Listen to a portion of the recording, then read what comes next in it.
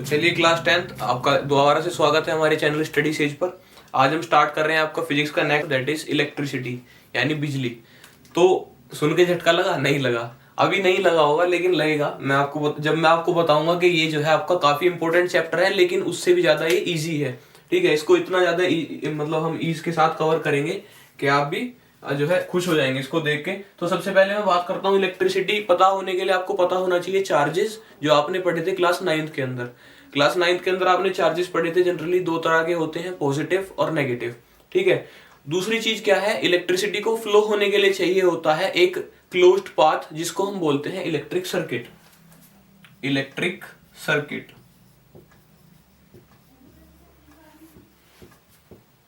Closed path, ये closed path जो है आपको इसकी नीड होती है किसके लिए? इलेक्ट्रिक करंट के फ्लो होने के लिए, क्योंकि फ्लो जब करंट होगा तो वो होगा पॉजिटिव से नेगेटिव की तरफ फ्लो होगा। जनरली जो आपके अगर आपका नेगेटिव इलेक्ट्रॉन्स हैं वो नेगेटिव से पॉजिटिव चलेंगे, तो ये ऑर्थोडॉक्सिकली पहले से ही माना जाता है कि जो आपका करंट का फ्लो का डायरेक्शन है वो इलेक्ट्रॉन्स के फ्लो के डायरेक्शन से उल्टा है, मतलब कि प्लस से माइनस की तरफ जो है आपका करंट फ्लो करेगा। ठीक है, तो इलेक्ट्रिक सर्किट की रिक्वायरमेंट होती है इलेक्ट्रिसिटी को फ्लो होने के लिए। उसके बाद में बात करता हूं जो इलेक्ट्रिसिटी आपकी फ्लो होती है, जिसको आप बोलते हैं इलेक्ट्रिक करंट। तो ये इलेक्ट्रिक करंट होता क्या है जी? इलेक्ट्रिक करंट होता है flow of charge with respect to time. Time के साथ अगर चार्ज जो है वो फ्लो हो एक जगह से दूसरी जगह, तो आप उसको बोलोगे इलेक्ट्रिक करंट। इसको हम रिप्रेजेंट करते हैं आई से, और इसका फॉर्मूला है जैसे मैंने आपको बताया कि charge with respect to time. So I is equals to, चलिए थोड़ा सा और क्लियर लिख देता हूं ताकि आपको अच्छे से समझ आ जाए। तो आई इक्वल टू क्या है आपका? क्यू बाई टी है, ये इसका फॉर्मूला हो जाता है। इनकी यूनिट्स की मैं अगर बात करूं तो आई जो है इसकी यूनिट है एम्पियर, क्यू जो करंट है आप ऑलरेडी जानते हैं इसकी यूनिट कूलाम है, और टाइम की यूनिट आप कुछ भी ले सकते हैं, चाहे तो सेकंड ले लीजिए। ठीक है, ये आपके यूनिट्स हुई इनकी। अगर मैं यूनिट्स की बात करता हूं तो इसके सिंबल्स हैं, ये ए है, ये क्यू है, और ये सेकंड के लिए एस है। ठीक है, ये हो जाते हैं। तो मान लीजिए कोई मेरे से पूछे कि एक एम्पियर की मेरे को डेफिनेशन बताओ कि एक एम्पियर करंट कब फ्लो होगा, तो जब एक कूलाम चार्ज एक सेकंड के अंदर फ्लो होगा तो एक एम्पियर करंट वो माना जाएगा। दोबारा बताता हूं, एक एम्पियर करंट तब फ्लो होगा जब एक कूलाम चार्ज एक सेकंड के अंदर ट्रेवल करेगा, तब आप बोलेंगे कि जो आपका करंट है वो एक एम्पियर करंट फ्लो हो रहा है। तो ये हुआ आपका इलेक्ट्रिक करंट। इसको मेजर करने के लिए एक डिवाइस होती है जिसको आप बोलते हैं एम मीटर। ठीक है, यानी कि एम्पियर मीटर। तो एम्पियर यानी करंट, तो करंट को नापने के लिए जो मीटर यूज होता है वो होता है आपका एम मीटर। अब एम मीटर की एक स्पेशलिटी है कि आप इसको सिर्फ सीरीज में ऐड करते हैं, हमेशा ऐड करते हैं सीरीज के अंदर। सीरीज के अंदर इसलिए ऐड करते हैं क्योंकि आपको चाहिए कि जितना भी आपका जो वो है, क्या नाम है, पहली बात तो ये कि इसका रेजिस्टेंस काफी कम होता है। तो रेजिस्टेंस कम है तो जो आपका करंट पास हो रहा है सर्किट के अंदर ऑलमोस्ट वही पास होगा इसके अंदर भी, तो आप एक्चुअल करंट जान पाएंगे। दूसरी चीज कि अगर आप इसको सीरीज में रखते हैं तो जो करंट पूरे सर्किट के अंदर फ्लो होता हुआ आ रहा था वो सेम ही फॉरवर्ड हो जाएगा आपका एम मीटर के अंदर भी, तो इसीलिए इसको सीरीज में रखा जाता है। सिंबल की अगर मैं बात करूं तो कुछ ज्यादा स्पेसिफिक नहीं है, एक सर्कल, एक उसमें ए लिख देंगे और लगा देंगे plus minus, so it comes out to be the symbol of M metre. ठीक है, तो ये आपका हो जाता है। चलिए, ये मैं आपको बता चुका। अभी मैं थोड़ा सा चार्जेस के बारे में भी बात कर रहा था, तो थोड़ा सा हल्का सा चार्जेस के बारे में आपको एक ओवरव्यू दे देता हूं।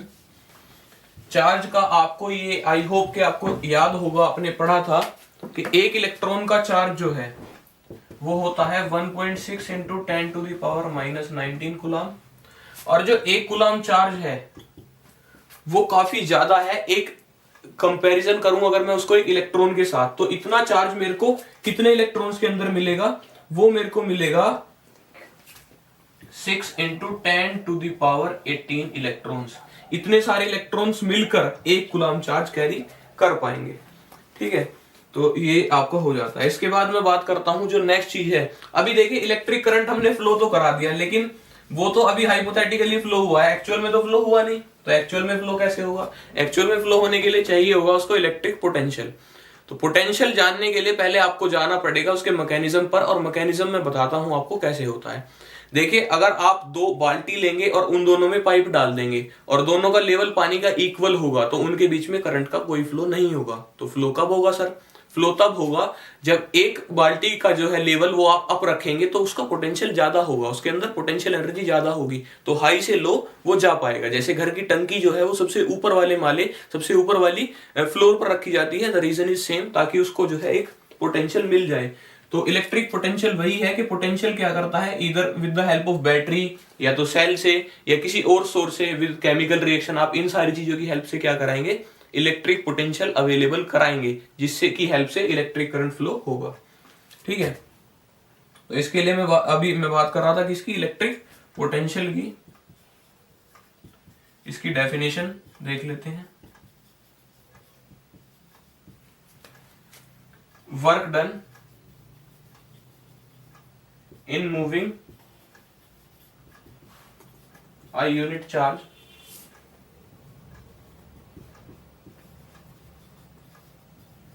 from infinity to a point. This is what we call as electric potential.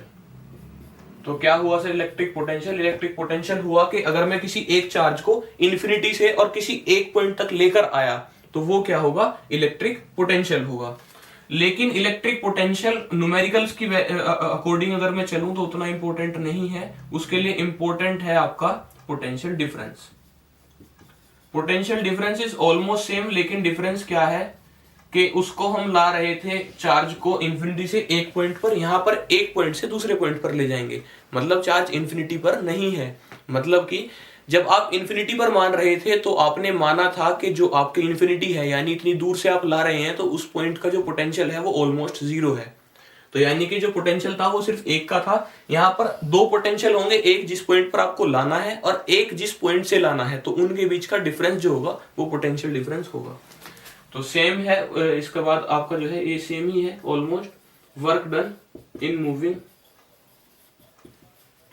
A charge from one point two another, वहां यूनिट चार्ज भी आप लिख सकते हैं। ठीक है, ये आपकी अगर मैं डेफिनेशन वाइज बात करूं तो ये डेफिनेशन है पोटेंशियल डिफरेंस की, कि एक चार्ज को एक पॉइंट से दूसरे पॉइंट पर ले जाने के लिए जो भी वर्क डन लगेगा उसको मैं बोलूंगा पोटेंशियल डिफरेंस। अब इसको मेजर कैसे करेंगे सर? इसको मेजर करेंगे वोल्ट मीटर की हेल्प से, क्योंकि इसकी यूनिट वोल्ट है और वोल्ट का मतलब पोटेंशियल डिफरेंस। तो पोटेंशियल डिफरेंस को नापने वाले मीटर को बोलेंगे वोल्ट मीटर। ठीक है, वोल्ट मीटर जो है, अगर मैं उसके सिंबल की बात करूं तो कुछ नया नहीं है, सिर्फ आपने वी लिखना है और प्लस माइनस लगा देंगे तो ये वोल्ट मीटर का सिंबल बन जाएगा। ठीक है, सिंबल के बाद जब आपको सिंबल पता चल गया तो आपको ये भी पता होना चाहिए कि उसको कनेक्ट कैसे करते हैं। तो उसको कनेक्ट करना है पैरेलल में। पैरेलल में इसलिए कनेक्ट करेंगे क्योंकि आपका जो वोल्टेज है वो सेम रहता है पैरेलल सर्किट्स के अंदर। पैरेलल सर्किट्स में वोल्टेज सेम रहेगा और सीरीज सर्किट में करंट सेम रहेगा। ये बात ध्यान रखिएगा, आगे भी हेल्प करेगी। पैरेलल सर्किट्स में वोल्टेज सेम रहेगा और सीरीज सर्किट में आपका करंट सेम रहेगा। अगर आपको अभी ये नहीं पता है कि पैरेलल और सीरीज का मतलब क्या है तो वो मैं अभी आपको क्लियर कर दूंगा अभी इसके बाद ही। ठीक है, तो ये आपके पोटेंशियल डिफरेंस हो जाता है वन पॉइंट टू अनदर, और इसको नापता है वोल्ट मीटर, और इसको हम कनेक्ट करते हैं पैरेलल के अंदर। इसका ऑब्वियसली हम रेजिस्टेंस काफी ज्यादा लेंगे ताकि करंट इससे फ्लो ना हो। ठीक है, तो ये आपका क्या हो जाएगा, वोल्ट मीटर। और अगर मैं अब इसकी यूनिट की बात करूं और डेफिनेशन के अकॉर्डिंग अगर मैं इसको लिखूं, तो मैंने डेफिनेशन वाइज इलेक्ट्रिक पोटेंशियल को बोला है। पहले तो मैं इसका आपको डिनोटेशन बता देता हूं। इसको डिनोट करते हैं V से। तो मैंने V को बोला है वर्क डन यानी W in moving a charge from one point two another. तो यानी कि चार्ज को मूव करेंगे, वर्क डन करेंगे और उससे चार्ज को मूव करेंगे। तो V इक्वल टू W/Q, यही आपका फॉर्मूला बन जाता है। अगर मैं यूनिट्स की बात करूं तो मेरी वोल्ट की, V की यूनिट जो है पोटेंशियल डिफरेंस की वो वोल्ट ही है, वर्क की जूल है, और Q कुलाम जो है उसकी आपको वो तो ऑलरेडी यूनिट ही मैंने लिखी हुई है जो चार्ज की यूनिट है। ठीक है, तो आपने V इक्वल टू W/Q लिख लिया है, इसकी यूनिट कुलाम है। यहां मैं यूनिट्स को अगर फुल फॉर्म में लिखूं तो अब आपसे कोई पूछ ले कि सर 1 वोल्ट क्या होता है, तो 1 वोल्ट क्या होगा, यहाँ सब जगह 1 रख देना है। 1 वोल्ट क्या होगा, 1 जूल वर्क डन लगे मेरे को 1 कूलम चार्ज को मूव कराने में, तो वो मेरा क्या होगा, 1 वोल्ट जो है पोटेंशियल डिफरेंस आपका हो जाएगा। ठीक है, तो यहाँ पर ये वाला पोर्शन जो है आपका चैप्टर का ऑलमोस्ट खत्म है। अभी मैं जो है नेक्स्ट बात करता हूँ आपसे, पैरेलल सीरीज बताऊंगा, लेकिन उससे पहले अच्छा होगा कि मैं आपको सर्किट की रिप्रेजेंटेशन बता दूं कि इलेक्ट्रिक सर्किट कैसे बनाया जाता है। रियलिटी में तो आपको पता है कि तार जोड़ने हैं, ब्लैक वाले को ब्लैक से, रेड वाले को रेड से, लेकिन अभी यहां पर कैसे करोगे, इसको कॉपी में कैसे सर्किट बनाओगे, तो वो सर्किट बनाने के लिए मैं आपको बता देता हूं। कुछ सिंबल्स होते हैं, जैसे कि ये सिंबल है सेल का, ये पॉजिटिव साइन, ये नेगेटिव, ये बड़े वाला हमेशा पॉजिटिव रहेगा। और ऐसे ही कई सारे सेल्स में जोड़ दूं, सो ये बन जाती है आपकी बैटरी।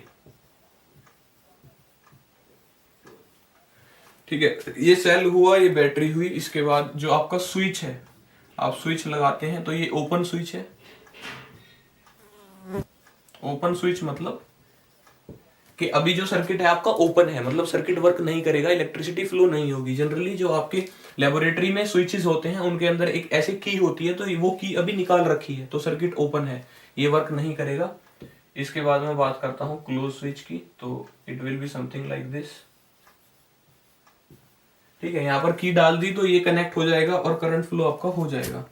इसके बाद जब आप वायर का जॉइंट बनाएंगे, ये तो काफी ज्यादा जनरल चीजें हैं वैसे, तो इसको कर लेगा कोई भी इजीली, बट जब कर ही रहे हैं तो प्रॉपरली क्यों ना करें। तो ये जॉइंट होगा, और अगर बिना जॉइंट करे वायर ऊपर से क्रॉस हो रहा होगा, इसको आप बोलेंगे नॉट अ जॉइंट, यानी जॉइंट नहीं है, ये सिर्फ क्रॉसिंग है वायर्स की विदाउट टचिंग ईच अदर, एक के दूसरे के ऊपर से हो रखा है और कोई जॉइंट नहीं है इसके अंदर। ठीक है, इसके बाद आपने बल्ब को रिप्रेजेंट कर देना है उसके फिलामेंट की तरह, जैसे फिलामेंट होता है ना उसका डब्लू के जैसा, तो वैसे ही आपको ये एक बल्ब बना देना है। इसके बाद बनाएंगे आप रेजिस्टेंस, मैं बल्ब लिख देता हूं यहाँ रेजिस्टेंस, और यही रेजिस्टेंस को अगर मैं एक ऐसे सिंबल के साथ बनाऊं तो इसको बोलते हैं वेरिएबल रेजिस्टेंस, मतलब रेजिस्टेंस की जो वैल्यू है वो वेरी कर रही है, कम ज्यादा हो रही है। तो ये सारे आपके सिंबल्स हैं। और एम मीटर वोल्ट मीटर का मैं आपको ऑलरेडी बता चुका वैसे तो, लेकिन इसको हम फिर एक ही जगह पर लिख देंगे तो ज्यादा बेटर होगा। ये आपके सारे स्टैंडर्ड सिंबल्स हैं जिनकी हेल्प से आप सर्किट्स डिजाइन करेंगे। तो अगर स्क्रीनशॉट आपने लेना है तो आप स्क्रीनशॉट ले लीजिए। इसके बाद हमने सर किस चीज की बात करनी है, हमने बात करनी है अपने सर्किट डायग्राम की और कनेक्शंस की, स्पेशली कनेक्शंस की, क्योंकि मैंने सीरीज और कनेक्शन आपको बता तो दिया कि सर सीरीज में जोड़ना है, सर पैरेलल में जोड़ना है। अभी कनेक्शंस होते कैसे हैं और क्या क्या चीजें इनमें कैसे कैसे रहती हैं, इनकी कैलकुलेशंस कैसे होती है, वो एक बार देख लेते हैं। तो अगर मैं सीरीज की बात करूं, सीरीज में आपने करना क्या है, ये आपने यहां से इलेक्ट्रिक करंट आया, ये मान लीजिए एक रेजिस्टेंस लगाया, फिर दूसरा लगाया, और सेम वे आपने कितने भी सारे आप रेजिस्टेंसेस लगा सकते हैं। तो इसको बोलते हैं आप सीरीज कनेक्शन, जब आपकी जो रेजिस्टेंस है वो डायरेक्टली एक के बाद एक कनेक्ट हो। या मैं ऐसे बोलूं कि मेरा जो करंट है उसके पास फ्लो होने के लिए सिर्फ एक ही पाथ हो, यहां से आया यहीं से उसको होके जाना पड़ेगा और कोई उसके पास ऑप्शन नहीं है। जबकि अगर मैं पैरेलल की बात करूं तो वो कुछ ऐसा होगा,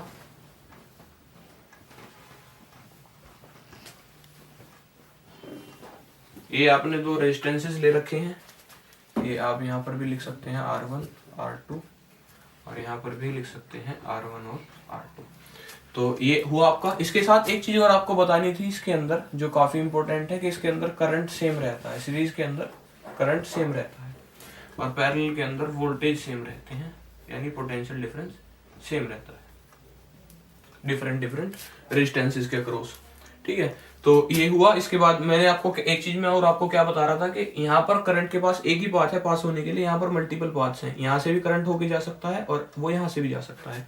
तो जहां से वो कहां से जाएगा, अब ये भी क्वेश्चन है कि यहाँ से भी जा सकता है, तो वो जाएगा कहां से, वो वहां से जाएगा जहां से उसको रेजिस्टेंस कम मिलेगा। मतलब आप समझिए कि मेरे को जाना है और मेरे पास दो रास्ते हैं, तो मैं किस रास्ते को चूज करूंगा, अगर दोनों का डिस्टेंस इक्वल है तो मैं वो रास्ता चूज करूंगा जो अच्छे से बना हुआ होगा, मतलब जहां पर ब्रेकर्स कम होंगे, जहां पर मेरी जो बाइक है वो ज्यादा स्मूथ चले। तो मेरे को चाहिए कि जहां पर ऑब्स्ट्रक्शंस डिफिकल्टी कम हो वहां से मैं पास होना पसंद करूंगा।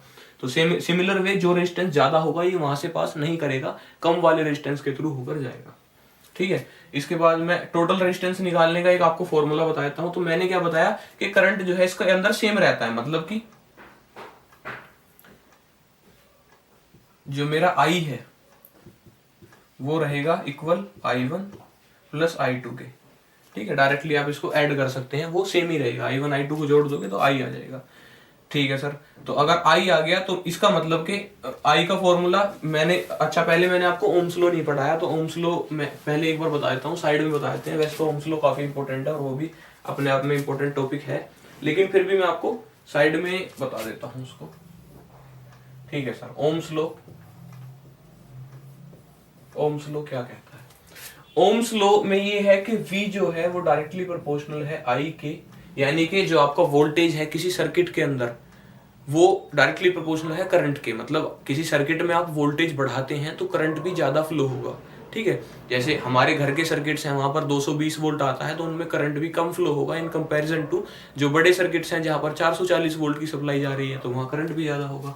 तो V डायरेक्टली प्रोपोर्शनल है I के, और जब आप प्रोपोर्शनैलिटी का साइन हटाएंगे तब क्या होगा, यहाँ पर एक कांस्टेंट लगेगा और उस कांस्टेंट का नाम है R, दैट इज रेजिस्टेंस।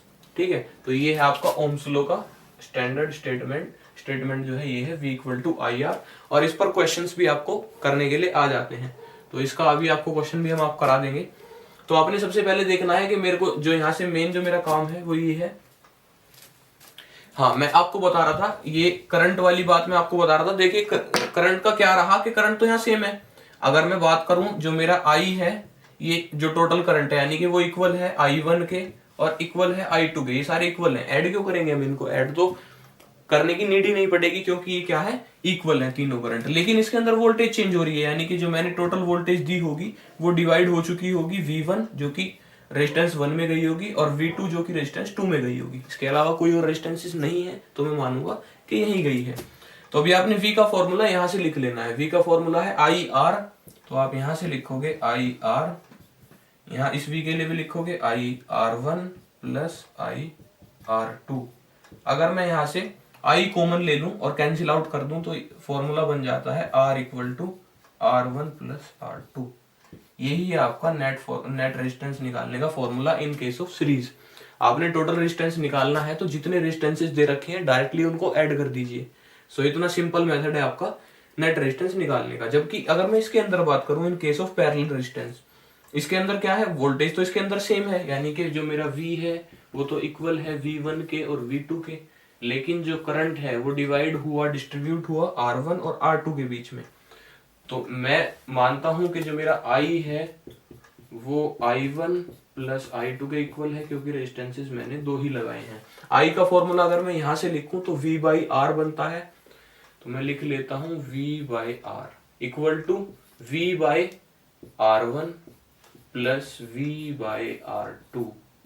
अब अगर मैं V को कॉमन लेकर कैंसिल आउट कर दूं दोनों साइड से, so the formula will come out to be 1 upon R is equals to 1 upon R1 plus 1 upon R2। So this is the formula to find out the total resistance in case of parallel series. जो आपने parallel connections अगर करे हुए हैं तो उसके लिए ये वाला फॉर्मूला वैलिड रहेगा। ठीक है, तो ये आपका हो जाता है। इसके बाद अब सर इसमें तो ये तो हमने पढ़ लिया, इसके आप कुछ क्वेश्चन करा दीजिए। तो क्वेश्चन देख लेते हैं। मान लीजिए कि मेरे को क्वेश्चन दिया, मैं ऐसा क्वेश्चन करा देता हूं आपको कि आपका ओम्स लॉ का भी हो जाए रिवीजन और साथ साथ क्या हो जाए, साथ साथ आपके लिए जो है एक हेल्प और हो जाए। वो हेल्प ये है कि आपका रिवीजन हो जाए साथ साथ कनेक्शंस का भी, पैरेलल और सीरीज कनेक्शन का। तो मान लीजिए मेरे को क्वेश्चन, एक हाइपोथेटिकल क्वेश्चन में मान ले रहा हूं कि मेरे को दे रखा है कि वोल्टेज सप्लाई दी है 220 वोल्ट और दो रेजिस्टेंसेस दिए हैं पैरेलल में connected and both are 4 ohms। This one is also 4 ohm. Supply is 220 volt these are the two resistances you are required to find the current in volt. Current आप कैसे निकालोगे, voltage तो आपको पता है कि दोनों के अंदर सेम रहेगी, तो आपने करंट कैसे निकालना है, टोटल करंट को जब आप निकालोगे और फिर इंडिविजुअल करंट्स निकालोगे तो आपने निकालना है टोटल करंट। ठीक है, आपने निकालना है I1 यानी कि करंट इन रेजिस्टेंस 1, क्योंकि मैं आपको बता चुका हूं कि इन केस ऑफ पैरेलल जो है आपका करंट डिफरेंट रहेगा, वोल्टेज सेम रहेगी। तो इसके अंदर क्या होगा कि वोल्टेज जो है, वोल्टेज दोनों में 220 ही होगी, लेकिन करंट इसके और इसके अंदर अलग अलग रहेंगे।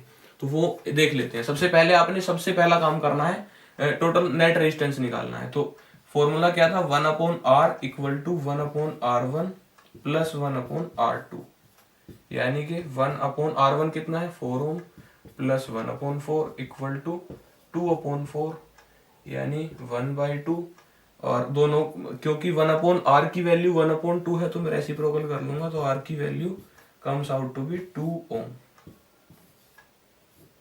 ठीक है, ये यहां से आपका जो है रेजिस्टेंस जो है 2 ओम आ जाता है। इसके बाद आपने क्या निकालना है, आप लगाना है आपने ओम्स लो। ओम्स लो क्या कहता है, V इक्वल टू IR, लेकिन आपको I निकालना है तो I इक्वल होगा V/R के। I किसके इक्वल होगा, V/R के इक्वल होगा। ठीक है, V/R के अगर आपका जो है I इक्वल होगा तो आपने V की वैल्यू रख देनी है 220 वोल्ट, अपॉन में रेजिस्टेंस कितना है 2 ohm, so it will come out to be 110 ampere. ठीक है, तो ये हो जाता है आपका I जो है किसके, जो टोटल I है आपका, जो टोटल जो आपका इस सर्किट के अंदर जाएगा यहाँ पर। ठीक है, फिर आप निकाल सकते हो I1 और I2। I1 I2 कैसे निकालोगे सर, I1 I2 निकालने के लिए आपने टोटल जो वोल्टेज है यानी 220 रखनी है, अपॉन इसका पर्टिकुलर रेजिस्टेंस रखना है जो कि 4 ओम है, तो ये कितना आ जाएगा 55 एम्पियर, और सेम ही यहाँ पर आ जाएगा क्योंकि मैग्नीट्यूड दोनों का सेम दिया है। ये चीज आप ऐसे भी समझ सकते हैं कि जो 110 एम्पियर है वो दोनों में इक्वली डिवाइड होगा क्योंकि दोनों रेजिस्टेंस इक्वल है। ठीक है, तो ये आपका न्यूमेरिकल हो जाता है इसके ऊपर। अभी सर ये तो हमने कर लिया, लेकिन एक चीज तो इस बीच भूल ही गए। क्या भूले हैं, भूल गए हम रेजिस्टेंस। तो रेजिस्टेंस मैंने आपको बता तो दिया कि रेजिस्टेंस है, रेजिस्टेंस का फॉर्मूला है, उसकी यूनिट ओम बता दी, लेकिन वो है क्या एक्चुअल में। तो रेजिस्टेंस देखिए, रेजिस्टेंस का ऑल्दो मैंने आपको एक हल्का सा ओवरव्यू दिया था कि जो मेरे को पाथ में ऑब्स्ट्रक्शंस मिलेंगे, तो रेजिस्टेंस वही है। Resistance is a kind of banking force. ठीक है, ये क्या करती है, एक बैकिंग फोर्स है, मतलब कि try to stop flow of current, current के फ्लो को स्टॉप करने की कोशिश करेगी। ये चाहेगी कि करंट जो है वो फ्लो ना हो। ठीक है, तो उसको हम बोलते हैं रेजिस्टेंस। और इसके अलावा मैं अगर आपको बताऊं तो रेजिस्टेंस का फॉर्मूला जो है वो है R is directly proportional to L/A, और क्योंकि यहां से डायरेक्टली प्रोपोर्शनल का साइन हटाने पर एक लगेगा कांस्टेंट ऑफ प्रोपोर्शनलिटी, वो होगा रो L/A। ये है इसका फॉर्मूला। अगर यूनिट की मैं बात करूं तो रेजिस्टेंस की यूनिट है ओम, जो कि हम पहले ही यूज कर चुके हैं, और दूसरा आपका जो है लेंथ की यूनिट तो मीटर रहेगी, और ए तो आपका करंट है जिसकी यूनिट ऑलरेडी आप जानते हैं कि एम्पियर है। ठीक है, तो यहां से कुछ चीजें मेरे को पता चली कि मेरा रेजिस्टेंस जो है वो डायरेक्टली प्रोपोर्शनल है लेंथ के, इनवर्सली प्रोपोर्शनल है आपका क्रॉस सेक्शन एरिया के। ठीक है, क्रॉस सेक्शन एरिया की यूनिट किस में होगा, cross section area metre square में हो सकता है, सेंटीमीटर स्क्वायर में हो सकता है, किसी में भी हो सकता है, तो वो आप देख लेंगे। तो जो एक्सपेरिमेंट्स के थ्रू पता चला वो ये पता चला कि जो रेजिस्टेंस है वो डायरेक्टली प्रोपोर्शनल है लेंथ के। डायरेक्टली प्रोपोर्शनल का सिंपल सा मतलब ये है कि अगर एक चीज बढ़ेगी तो दूसरी भी बढ़ेगी, डायरेक्ट रिलेशन है, और एक घटेगी तो दूसरी बढ़ेगी अगर इनवर्सली प्रोपोर्शनल बोला है तो। अगर डायरेक्टली प्रोपोर्शनल बोला है तो एज सिंपल एज दैट कि एक बढ़ेगी दूसरी बढ़ेगी, एक घटेगी दूसरी घटेगी, और इनवर्सली प्रोपोर्शनल बोला है तो एक घटेगी दूसरी बढ़ेगी, और एक बढ़ेगी तो दूसरी घटेगी। थोड़ा सा चलिए कंफ्यूजिंग हो गया, तो आई होप आपको ये क्लियर होगा। इसके बाद तो मेरा डिपेंड करता है किस चीज पर, ये डिपेंड करता है लेंथ पर। कोई कई बार पूछ लेते हैं आपसे लेंथ पर, क्रॉस सेक्शन एरिया पर, क्रॉस एरिया, और किस पर डिपेंड करेगा सर, और डिपेंड करेगा ये नेचर पर। नेचर किस चीज का, नेचर ऑफ मटेरियल, यानी कि जिस मटेरियल का वायर आपने यूज किया है। एब्सोल्युटली आप जानते हैं कि कॉपर एक अच्छा कंडक्टर है कंपैरिजन में आयरन के, तो कॉपर का वायर अगर मैं यूज करूंगा तो उसका फायदा मेरे को यही मिलेगा कि रेजिस्टेंस कम होगा और करंट ज्यादा से ज्यादा आगे जा पाएगा, आगे फॉरवर्ड हो पाएगा। तो इसका जो है आपको फायदा मिलेगा। तो नेचर ऑफ मटेरियल, और लास्ट है टेम्परेचर। आप बोल सकते हैं सराउंडिंग्स बोल सकते हैं। टेम्परेचर का मतलब कि अगर बहुत देर से कोई कंडक्टर रेगुलरली यूज हो रहा है तो उसका टेम्परेचर जो है बढ़ जाएगा, और कंडक्टर्स का टेम्परेचर बढ़ने पर उनका रेजिस्टेंस भी बढ़ जाता है, तो वो करंट जो है कम फॉरवर्ड कर पाते हैं। तो ये सारी चीजें हैं जिन पर रेजिस्टेंस डिपेंड करता है। बीच में एक टर्म और आ गया रो, जिसको हम बोलते हैं रेजिस्टिविटी। रेजिस्टिविटी, तो रेजिस्टिविटी क्या है? रेजिस्टेंस की ही प्रॉपर्टी है, लेकिन हमने क्या करा कि एक वायर जो है उसकी लेंथ और क्रॉस सेक्शन एरिया हमने फिक्स कर दिए। हमने कहा कि 1 मीटर लेंथ का वायर जिसका cross section area 1 metre square हो, दोबारा समझिए, 1 मीटर लेंथ का वायर जिसका cross section area 1 metre square हो, उसका जो रेजिस्टेंस होगा उसको हम बोलेंगे रेजिस्टिविटी। ठीक है, और उसको डिनोट करेंगे रो से, और इसकी यूनिट है ओम मीटर। ठीक है, डिफाइन अगर मैं करूं तो जैसे कि मैंने बताया, resistance of 1 metre long wire with 1 metre square cross section area. ठीक है, रेजिस्टेंस एक ऐसे वायर का जो 1 मीटर लंबा हो और उसकी क्रॉस सेक्शन एरिया जो है वो 1 मीटर स्क्वायर हो, तो ये बन जाएगा आपका रो। और रो का फॉर्मूला मैं यहीं से डेराइव कर लेता हूं, तो ये यहाँ मल्टीप्लाई में आ जाएगा और ये इधर डिवाइड। सो रो जो आ जाएगा वो हो जाएगा RA/L, that is resistance into cross section area, और डिवाइडेड बाय होगी आपकी लेंथ। तो अब ये रो जो है ये किस पर डिपेंड करेगा? लेंथ और हम क्रॉस सेक्शन एरिया, ये दोनों चीजें तो हम फिक्स कर चुके हैं, तो ये दोनों चीजें तो यहाँ एप्लीकेबल होंगी नहीं। तो एप्लीकेबल क्या होगा? एप्लीकेबल होंगे यहाँ पर ये बची हुई दो चीजें, that is nature of material and temperature of material. तो रेजिस्टेंस सिर्फ इन दो चीज पर ही डिपेंड करेगा। तो जब क्वेश्चंस आएंगे तो आपने कंफ्यूज नहीं होना है बिल्कुल भी। तो अभी नेक्स्ट टॉपिक जो है आपका वो है heating effect of electric current. तो heating effect of electric current के अंदर क्या है, आपने रेजिस्टेंस के अंदर अभी पढ़ा कि रेजिस्टेंस के अंदर बेसिकली होता क्या है कि ये आपके करंट के पाथ को ऑब्स्ट्रक्ट करता है, रोकता है आगे जाने से। और जब ये उसको रोकेगा, करंट जो है, इलेक्ट्रिसिटी जो है, वो एक फॉर्म ऑफ एनर्जी है, और वो फॉर्म ऑफ एनर्जी किस में कन्वर्ट होगी? किसी दूसरी फॉर्म ऑफ एनर्जी में। क्योंकि आपको पता है कि कंजर्वेशन ऑफ एनर्जी कहता है कि energy can neither be created nor be destroyed. तो वो यानी कि कहीं ना कहीं कन्वर्ट हो रही होगी, तो वो कन्वर्ट होती है हीट के अंदर। तो उसी को हम बोलते हैं heating effect of electric current. Current की वजह से जो हीटिंग होगी due to the resistance of a material, उसको हम बोलेंगे हीटिंग इफेक्ट। तो ये सबसे ज्यादा आपको किसके अंदर मिलता है? आपके जितना अच्छा आपका मटेरियल होगा, जितना अच्छा कंडक्टर होगा, उतना ही कम हीटिंग इफेक्ट मिलेगा। लेकिन कहीं कहीं पर इसका यूज भी है, इस हीटिंग इफेक्ट को हम यूज भी करते हैं, डिजायर्ड भी है ये। जैसे कि किसके अंदर? आप आयरन, जो आप प्रेस यूज करते हैं घर में, उसके अंदर यूज करते हैं। उसके अलावा और कहाँ यूज करते हैं? जो बल्ब होते हैं हमारे, फिलामेंट बल्ब जो होते हैं, उसके अंदर। ये ज्यादातर तो ये दो एग्जांपल्स यूज होते हैं। इसका मटेरियल भी पूछते हैं कि मटेरियल क्या है, तो आयरन के अंदर यूज किया जाता है नाइक्रोम, जो कि आपका निकिल और क्रोम, इन दोनों का अलोय है। निकिल और क्रोम को मिलाकर एक अलोय बनाया जाता है, जो कि है आपका नाइक्रोम। अलोय मैं आपको ऑलरेडी बता चुका हूं मेटल्स एंड नॉन मेटल्स में, नहीं तो एक बार शॉर्ट इंट्रोडक्शन इसका ये है कि होमोजीनियस मिक्सचर होता है ये दो या दो से ज्यादा मेटल्स का, या तो फिर दो मेटल्स या कुछ मेटल्स और एक नॉन मेटल का। मतलब कि मेटल मेटल या मेटल नॉन मेटल का होमोजीनियस मिक्सचर। होमोजीनियस मतलब जिसकी आपकी जो है क्या फिक्स हो, उसके अंदर परसेंटेज फिक्स होगी कि क्या चीज कितने रेशो में, कितने प्रोपोर्शन में आएगी, तो वो है आपके अलॉयज। ये आयरन हुआ। बल्ब के अंदर यूज होता है टंगस्टन, और ये आपका एक मेटल ही है। इन दोनों के रेजिस्टेंस काफी हाई हैं, और इस हाई रेजिस्टेंस की वजह से करंट को अपोज करते हैं बहुत ज्यादा, और इतने अपोज करते हैं कि खुद हीट हो जाते हैं, और इनकी वो हीटिंग को हम यूटिलाइज कर लेते हैं यहाँ पर आयरन करने में, और इसको in the form of light, जो आपको लाइट मिल जाती है। ठीक है, तो यह है heating effect of electric current. अब किस रेट पर करंट हीट कर रहा है और कितना वेस्ट हो रहा है हीटिंग में या यूज हो रहा है, तो उसके लिए फॉर्मूला है I²RT। इसका फॉर्मूला है I²RT। तो I²RT फॉर्मूला में आपको I पता है, करंट है जो आपने अभी तक पढ़ते आए हैं, रेजिस्टेंस आपको पता है, और टाइम आपको पता है। मान लीजिए कोई हाइपोथेटिकली आपको एक क्वेश्चन दे दे, कोई न्यूमेरिकल दे दे कि आपको I करंट यानी दे दिया 2 एम्पियर, रेजिस्टेंस दे दिया 10 ओम, और टाइम दे दिया 5 सेकेंड। तो आपने निकालना है आई स्क्वायर आर टी। तो 2 का square 4, resistance is 10 and time is what, time is, अरे क्या लिख दिया मेरे को समझ नहीं आ रहा, ये है 5 सेकेंड्स। तो टाइम है आपका 5 सेकेंड्स।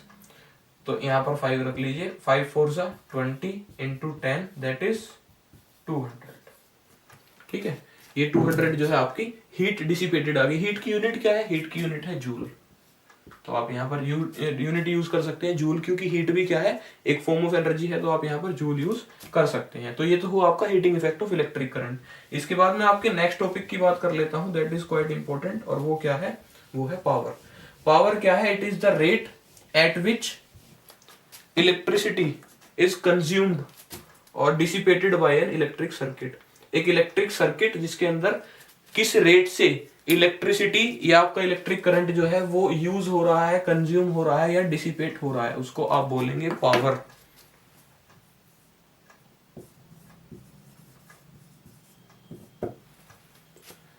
तो पावर मैंने यहां पर देखना है, तो पावर जो है वो अगर मैं डेफिनेशन वाइज बात करूं तो इसका फॉर्मूला है V I, that is the product of voltage and current. ठीक है, इसके और कुछ फॉर्मूलाज भी बनाए जा सकते हैं, जैसे कि मेरे को पता है कि मैंने ओम्स लॉ पढ़ा है V equal to I R, और यहां से अगर मैं V की वैल्यू यहां पुट कर दूं तो ये हो जाएगा आई आर इंटू आई। तो एक और फॉर्मूला बन के रेडी हो जाता है आई स्क्वायर आर। तो फॉर्मूला नंबर 1, फॉर्मूला नंबर 2, एक फॉर्मूला और ड्राइव करेंगे। अगर मैं यहां से इस बार मैंने V की वैल्यू रखी, अगर मैं I की वैल्यू रखूं तो V इंटू आई की वैल्यू यहां से होगी V बाई आर। तो V बाई आर यानी कि V स्क्वायर बाई आर, ये है आपका फॉर्मूला नंबर 3। ये सारे फॉर्मूलाज पावर के ही हैं और आप इनको यूज कर सकते हैं। किसको कहां पर यूज करना है, जनरली ये जनरलाइज्ड फॉर्मूला है और इसको आप यूज करेंगे in case of what, in case of series. ठीक है, क्योंकि मैंने सीरीज में आपको एक चीज बताई थी कि सीरीज के अंदर करंट चेंज नहीं होता है, तो इसलिए करंट से आप यूटिलाइज करके इस चीज को, इसी फैक्टर को आप यूटिलाइज करके करंट के सर्किट के अंदर यानी सीरीज कॉम्बिनेशन वाले सर्किट के अंदर आप पावर निकाल सकते हैं, और इसको आप यूज करेंगे पैरेलल कॉम्बिनेशन के अंदर। ठीक है, ये आपने जनरली कंसिडर करनी है ये चीजें, ये आपको और कोई नहीं बताएगा, तो आपको ये चीज ध्यान रखनी है। ये सारे फॉर्मूलाज हैं इसके पावर के। इसके बाद जो पावर की एक यूनिट है, अच्छा सर यूनिट की बात करते हैं, तो इसकी यूनिट क्या है, इसकी यूनिट है वोट, जिसको आप डिनोट करते हैं W से। अभी कोई आपसे बोले कि यूनिट जो है और क्या यूनिट हो सकती है इसकी, और यूनिट अगर इन सारे फॉर्मूलाज के अकॉर्डिंग देखूं, यहां से क्या होगा, ये किसके इक्वल है, वोल्ट एम्पियर के भी इक्वल है, क्योंकि ये वोल्ट V की यूनिट और I की यूनिट आपकी एम्पियर हो गई। इसके अलावा आप यहां से देखिए तो I की यूनिट एम्पियर, तो एम्पियर का स्क्वायर इंटू ओम यानी A स्क्वायर ओम। और क्या हो सकता है, ये हो सकता है V स्क्वायर बाई आर यानी वोल्ट का स्क्वायर बाई रेजिस्टेंस की होगी ओम। ये सारी यूनिट हो सकती हैं, इन सब के टर्म्स में आप वोट को डिफाइन कर सकते हैं। अगर आपसे कोई पूछ लेता है कि 1 वोट कितना होता है, तो 1 वोट क्योंकि आपको पता है किसके इक्वल है, यहां भी आप 1 रख दीजिए, यहां भी 1, यहां भी 1, तो यानी कि 1 वोट जो पावर है वो तब होगी जब आपका 1 एम्पियर करंट फ्लो होगा अक्रॉस 1 वोल्ट रेजिस्टेंस। ठीक है, 1 एम्पियर का करंट जब फ्लो होगा 1 वोल्ट पोटेंशियल डिफरेंस के अक्रॉस, तो आप बोलेंगे कि 1 वोट पावर है उस सर्किट की। ठीक है, ये आपने देख लेना है। इसके अलावा मैंने आपको बताया कि जो वोट यूनिट है, अभी ये वोट यूनिट आपने देख तो ली, लेकिन ये काफी स्मॉल यूनिट है, काफी ज्यादा छोटी यूनिट है, तो कैलकुलेशंस इससे कॉम्प्लेक्स हो जाती हैं। तो जो हमारी कमर्शियल यूनिट है उसको हम वोट में नहीं यूज करते हैं, हम यूज करते हैं in the form of kilowatt hour. Kilowatt hour यानी KWH, जिसको आप एक यूनिट भी बोलते हैं। किलोवाट आर को ही यूनिट बोला जाता है। जो हमारी बिलिंग की जाती है इलेक्ट्रिसिटी डिपार्टमेंट के द्वारा, तो वो आपको यूनिट में ही बिल देंगे और वो यूनिट किलोवाट आर होगी। तो 1 किलोवाट आर के अंदर ये भी क्वेश्चन आता है, पूछ लेते हैं कि कितने जो है आपके वोट सेकंड होंगे। तो आप देखिए किलो का मतलब है 1000, तो यानी कि 1000 तो वोट होंगे, इनटू अभी तक हम टाइम ले रहे थे सेकंड में, तो टाइम जो है सेकंड में उसको आपने कन्वर्ट कर लेना है आर में। तो कैसे कन्वर्ट करेंगे, इनटू 60 करेंगे और इनटू 60 करेंगे। ठीक है, इतने सारे आपके टाइम को डिवाइड करने की जरूरत पड़ेगी। अभी ये सर अगर ये V इंटू आई था और 6 मेरे को कन्वर्ट करना है सेकंड को आर में, तो ये मल्टीप्लाई में क्यों आया 60 इंटू 60, क्योंकि सेकंड को आर में आपको कन्वर्ट करना है तो आप उसको क्या करोगे, डिवाइड करोगे। लेकिन क्योंकि ये ऑलरेडी डिवाइड में है किसके, आई के, आई का फॉर्मूला है Q/T, तो टाइम इसके ऑलरेडी डिवाइड में है और इसके भी डिवाइड में ये आएगा 60 इंटू 60, तो डिवाइड का डिवाइड मल्टीप्लाई होगा, तो इसीलिए ये आपका यहाँ पर मल्टीप्लाई हो जाता है। तो इसको आप जब कैलकुलेट करेंगे 6 इंटू 6 36 इंटू पावर देख लीजिए 10 की 1 2 3 4 5, तो 36 इंटू 10 की पावर 5 वोट आर आप लिख सकते हैं इसको। वोट आर क्यों, वोट सेकंड ही लिखेंगे। या तो एक आप और इसको लिख सकते हैं कि साइंटिफिक नोटेशन के अकॉर्डिंग वो क्या बोलती है, साइंटिफिक नोटेशन कि जो आपका पॉइंट है वो राइट साइड से एक डिजिट के बाद होना चाहिए। तो अगर मैं पॉइंट को यहाँ लाता हूं तो एक पावर और बढ़ जाएगी, 3.6 इंटू 10⁶ वोट सेकंड हो जाएगा। तो ये आपका जो है फॉर्मूला है किसका, कमर्शियल यूनिट का, और इसके ऊपर भी आपको क्वेश्चंस दिए जाते हैं। कुछ नहीं करना है आपको, बस जो आपका फॉर्मूला है उसमें वैल्यू पुट कर देनी है। जैसे कि मेरे से कोई बोले कि भाई कैलकुलेट करके बताओ पावर, एक हाइपोथेटिकल क्वेश्चन ले लेते हैं, खुद से बना के कोई भी क्वेश्चन हम ले लेते हैं। तो अगर आपसे बोला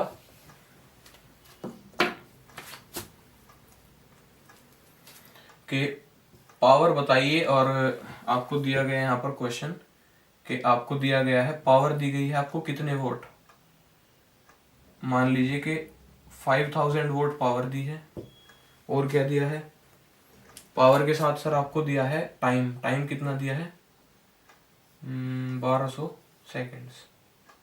ये 1200 सेकेंड दिए हैं, ये वोट में दिया है, ये सेकंड में दिया है टाइम।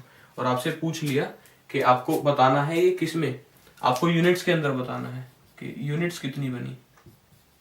तो यूनिट्स की अगर आप बात करेंगे तो पहले सबसे पहले आपको इसको कन्वर्ट करना होगा किसके अंदर, इसको किलोवाट के अंदर कन्वर्ट करना होगा। किलोवाट के अंदर कन्वर्ट करने के लिए 1000 से कर दीजिए डिवाइड, 30 से 30 कैंसिल आउट, तो ये बचा 5 किलोवाट इनटू ये टाइम दिया है सेकंड के अंदर, इसको आपको कन्वर्ट करना है आर के अंदर। तो आप किससे डिवाइड करोगे, 60 इंटू 60 से डिवाइड करोगे। तो 2 0 से 2 0 कैंसिल आउट हो जाएंगी, 6 2 12 हो जाएगा और 2 3 6 हो जाएगा। ठीक है, so it will come out to be 1/3 R. तो जो आपका आंसर है वो 5/3 है। और अगर आप इसको चाहें तो पॉइंट में कन्वर्ट कर सकते हैं, पॉइंट में कन्वर्ट भी कर दीजिएगा। ये किलोवाट आर या यूनिट्स में आपका कन्वर्ट हो गया। इसके बाद आपसे पूछेंगे कि ये तो एक दिन की यूनिट हो गई, आपसे बोल देंगे क्वेश्चन के अंदर कि ऐसे आपको 30 दिन के अंदर 30 दिन का कंजम्पशन है, तो आप बताइए कि टोटल यूनिट्स कितनी होंगी। तो आप क्या करोगे, 5/3 इंटू 30 कर दोगे। सो 3 10 30, 5 10 50, तो 50 किलोवाट आर यानी 50 यूनिट्स का कंजम्पशन हो जाएगा एक महीने का, यानी 30 दिन का।